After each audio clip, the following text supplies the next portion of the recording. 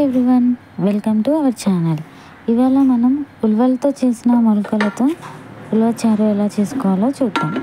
First కుక్కర్లో మొలకెత్తిన ఉలవల్ని వేసుకొని కొన్ని వాటర్, సాల్ట్ వేసుకొని స్టవ్ మీద పెట్టుకోవాలి. మీడియం ఫ్లేమ్లో ఒక 18 to 20 విజిల్స్ వచ్చే వరకు చూసుకోవాలి. ఇప్పుడు విజిల్ అంతా పోయాక క్యాప్ ఓపెన్ చేసుకోవాలి. మనం ఇప్పుడు వీటిని ఉడకాయో లేదో చూద్దాం.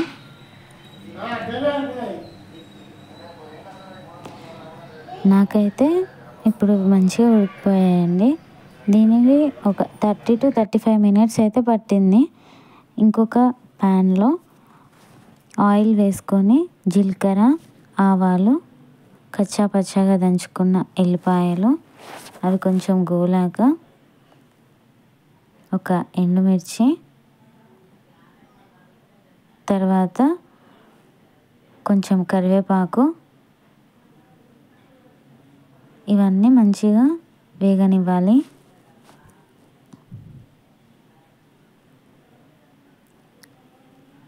నెక్స్ట్ కొద్దిగా పసుపు, తర్వాత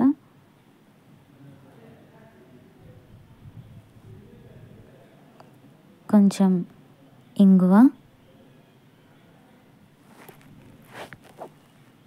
పచ్చిమిర్చి, సన్నగా తరిగిన ఉల్లిపాయలు వేసుకోవాలి.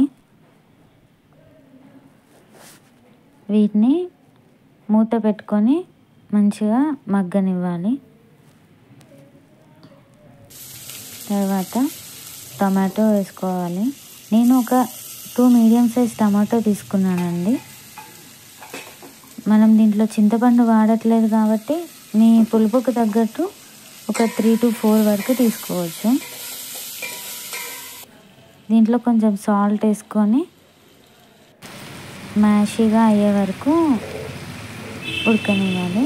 అవి మెత్తగా అయ్యాక దాంట్లో కొద్దిగా కారం, ఉప్పు, ధనియాల పొడి, మెంతిపిండి కొద్దిగా వేసుకోవాలి.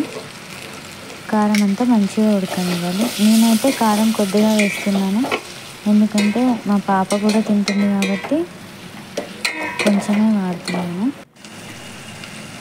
అవి ఉడికాక మనం ముందుగా ఉడకపెట్టుకున్న మొలకల నుంచి హాఫ్ అయితే నేను ఇలా మిక్సీ పట్టుకున్నాను, ఆ మిక్చర్ని వేస్తున్నాను.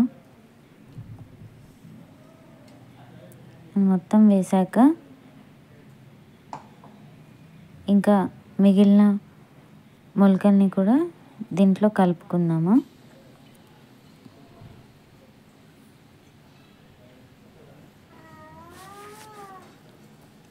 ఇవన్నీ వేసాక దీనికి తగిన వాటర్ వేసుకోవాలి.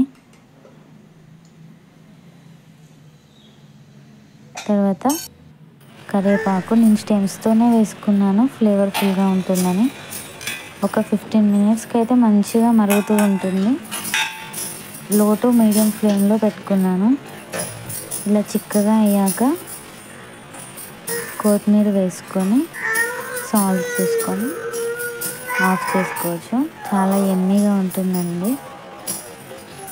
మా పాప పక్క నుంచి అమ్మ నేను చూస్తా, నేను చేస్తా, నీకు హెల్ప్ చేస్తా ఉంటుందండి.